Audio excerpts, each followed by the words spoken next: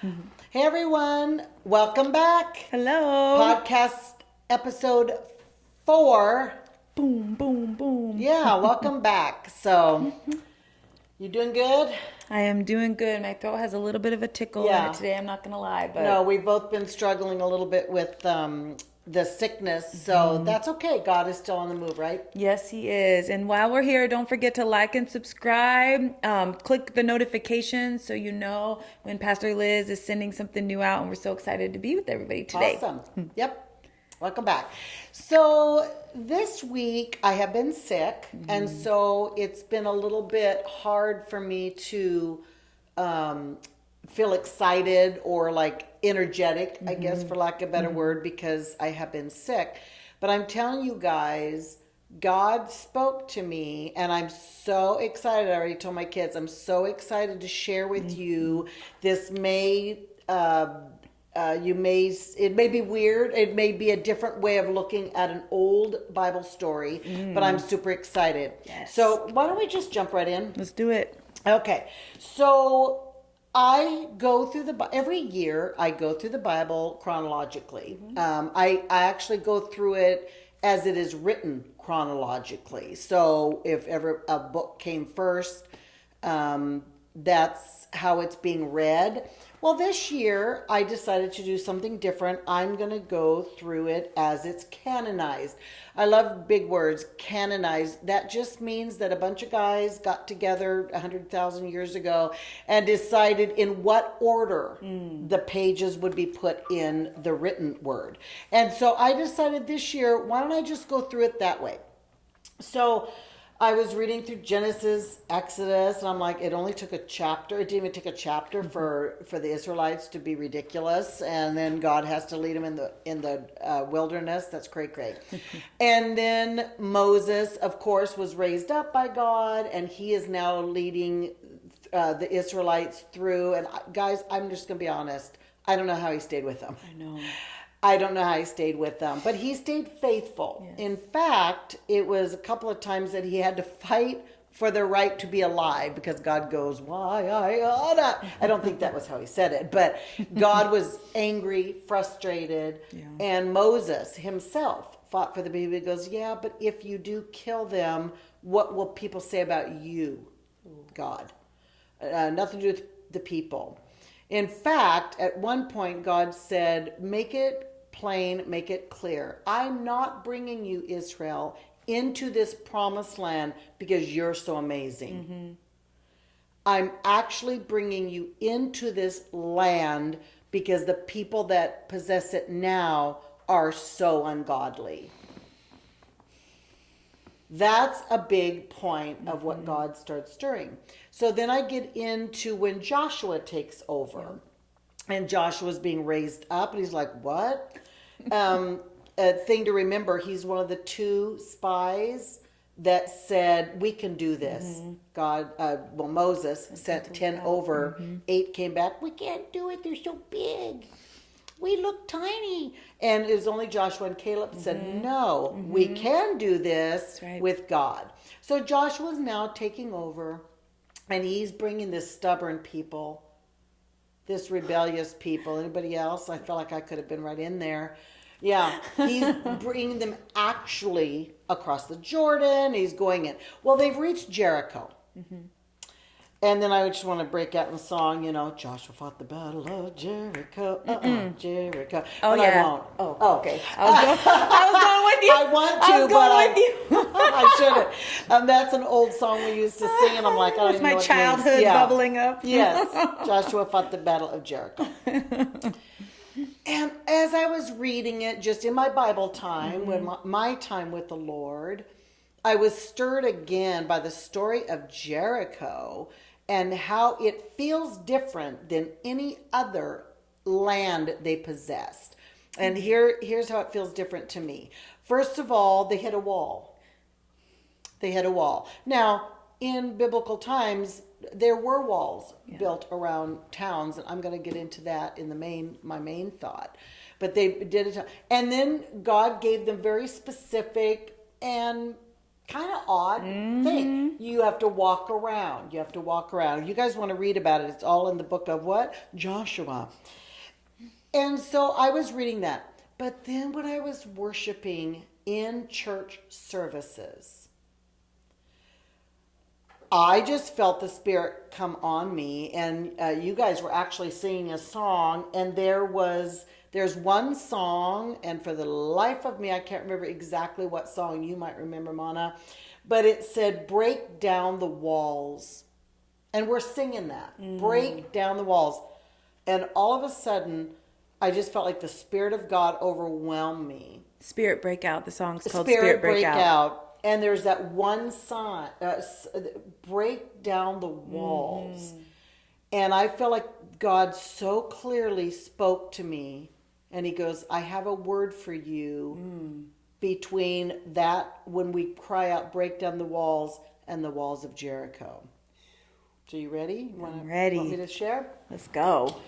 So in Joshua 6, verse 20 and 21, it's such a cool story, you guys. And I don't want you to just bypass the entire story.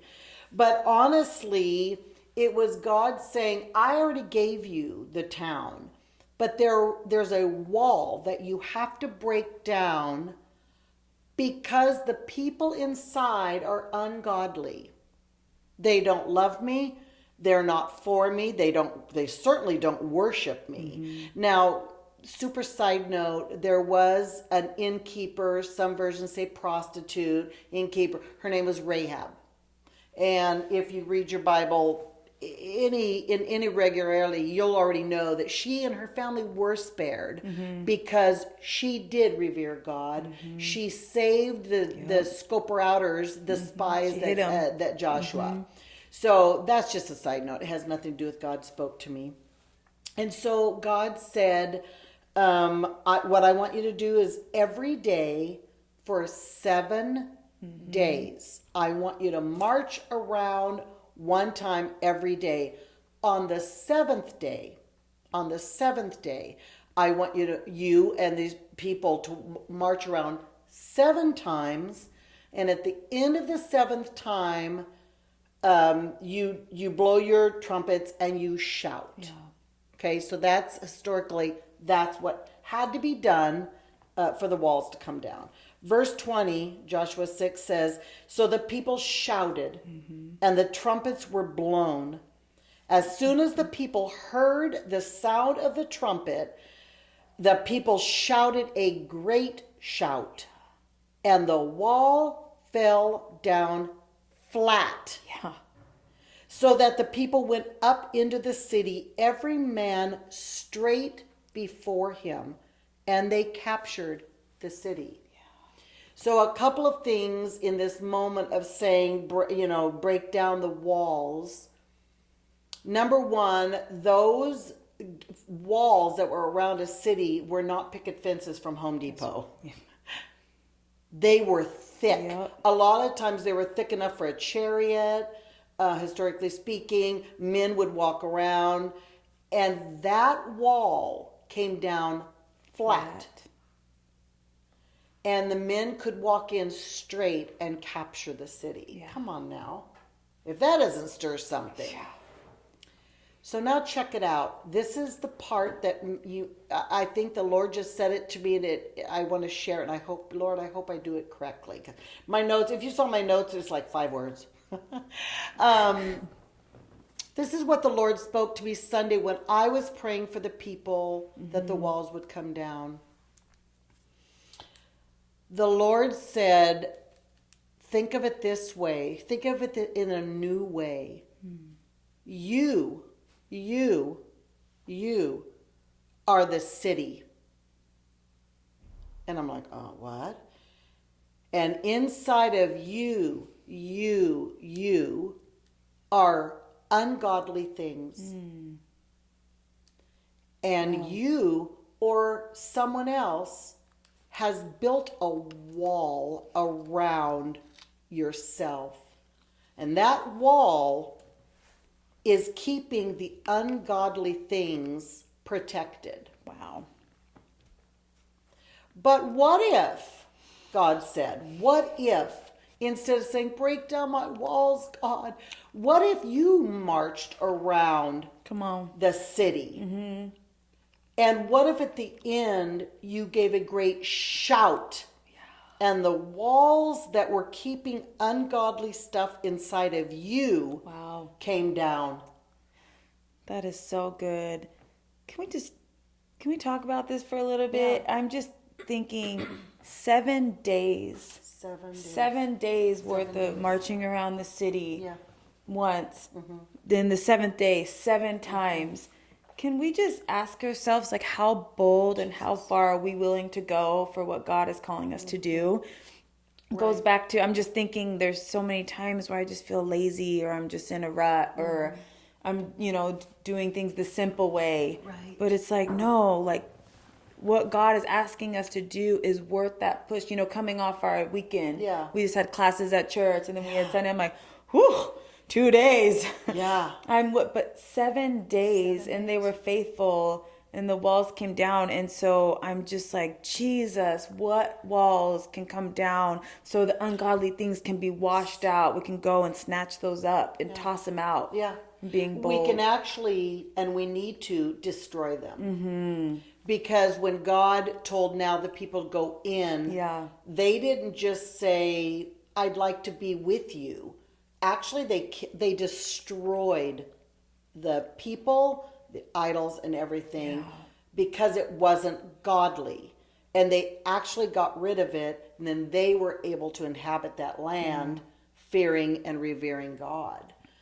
So good. So I think the main thing that God shook me, it really shook me, because when we read the story of Jericho, we do read it appropriately. Yeah. As God giving his people, people that loved him and he chose to put himself in the midst of, he gave that city to them, but they still had to be obedient in what he called them to. And then moving forward, I mean, we could talk about other stories, the city of Ai, when it didn't go so well. Why? Because they didn't destroy everything. Right. But what God stirred in me, you guys, and this is why I wanted to share today, in this amazing Bible story that happened thousands and thousands of years ago, that God is still today calling his people to allow him to bring those walls down. He didn't say get a hammer and chisel, bring that wall down. You can do it. Yeah. I believe in you. Yeah. Everybody is a winner. He said, I will. But you still have to do the marching and the blowing of the trumpet and the walking forward, so I, God, can destroy through you all of the ungodly things the wall has kept in place far too long. Man, it's like faith without works is dead. It's Right. just like there's so much that the Lord can pour into us and say and direct us to go. But if we're not willing to do, he asks us, okay, now you move. Right. I've equipped you with everything. My Yes. spirit is in you. You will have my power. You have my Absolutely. discernment. But you got to do the work. You have to do it. You have to acknowledge that there are walls up. And you have to acknowledge that the walls are actually protecting ungodly things. Now, this isn't a saying like, who's the worst? Raise your hand. I could raise both of my hands to the sky. But it was actually more of an encouragement Yeah. that God himself will come in and capture the ungodly things. He will have them destroyed so that you can dwell in God's presence. Yeah. So I think for this particular teaching for me, because a lot of times God has me, obviously deal with yourself. Come on now. That's a podcast for another day. Yeah. But beyond that, it's like when we're praying for the people. As a pastor, as a leader, I'm called to also pray for the people. Yeah.